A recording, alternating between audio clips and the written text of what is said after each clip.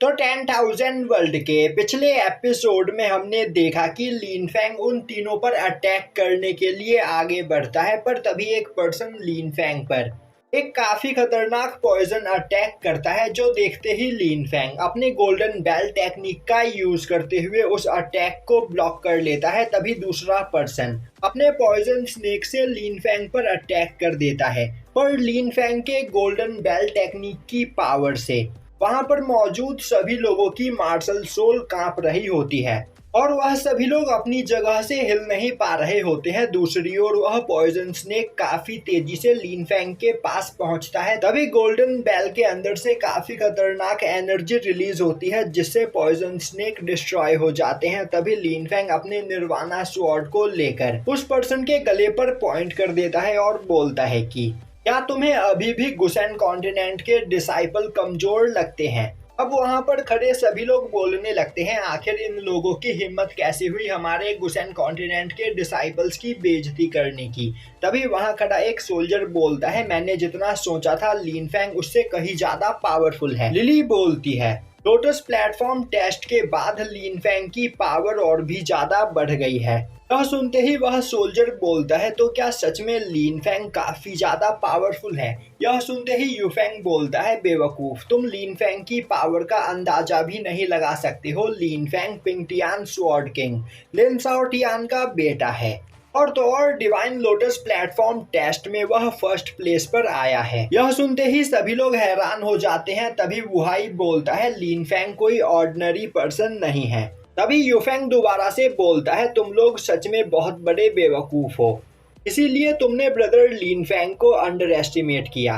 और तुम्हारी जानकारी के लिए मैं तुम्हें बताना चाहता हूँ कि लिन फैंग के पास गॉड लेवल मार्शल सोल है।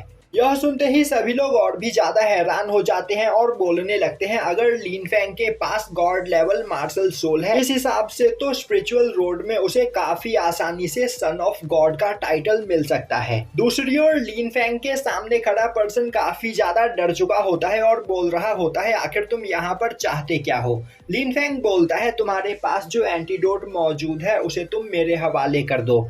यह सुनते ही वह पर्सन बोलने लगता है, अब मैं सब कुछ समझ गया, तुमने अब तक उन सभी लोगों के अंदर मौजूद पॉइजन को नहीं निकाला है। मुझे लगा ही था कि तुम यहाँ पर मुझे बेवकूफ बनाने की कोशिश कर रहे हो, तो मेरी बात कान खोलकर सुनो। तो जब तक तुम मुझे वह ट्रेजर नहीं दोगे तब तक मैं तुम्हें उस पॉइजन का एंटीडोट भी नहीं दूंगा। और उन पॉइजन को स्पेशली मैंने बनाया है, जिस वजह से मेरे अलावा उन पॉइजन्स का एंटीडोट कोई भी नहीं बना सकता है।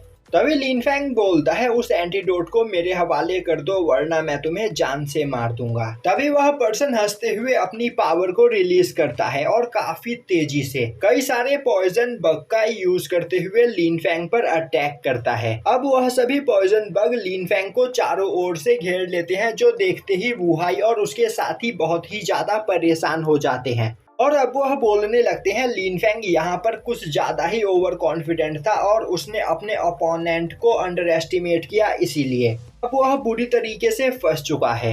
दूसरी ओर खड़ा वह पर्सन बोल रहा होता है, बेवकूफ, तुम्हें क्या लग रहा था तुम इतनी आसानी से मुझे मार सकते हो। तो अब यहाँ पर मरने के लिए तैयार हो जाओ, क्योंकि मेरे यह पॉइजन सबसे खतरनाक पॉइजन को अपने अंदर कंटेन करते हैं और इनके अटैक से आज तक कोई भी जिंदा नहीं बचा है। यह देखकर सिनर परेशान हो जाती है। तभी लिली उसे वहां पर शांत करती है। उसी वक्त लिन फैंग अपनी गोल्डन बॉडी टेक्निक का यूज करता है। अब गोल्डन बॉडी टेक्निक की पावर से वहां पर मौजूद सभी लोगों की हालत खराब हो जाती है और वुहाई और उसके साथी भी लिन फैंग की पावर को देखकर थर-थर कांपने लगते हैं और अब वह सभी बग्स भी लिन फैंग से दूर हट जाते हैं। इस मौके का फायदा उठाते हुए लिन फैंग अपने निर्वाणा फायर से अटैक करके उन सभी बग्स को मार देता है।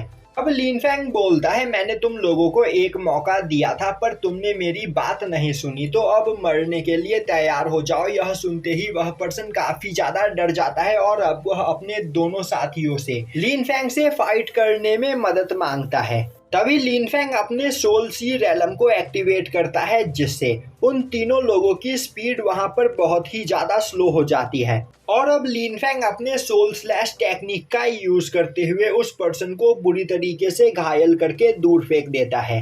उसी वक्त लिली अपने मल्टी वेपन टेक्निक का यूज करते हुए बाकी के 2 लोगों को भी घायल कर देती है।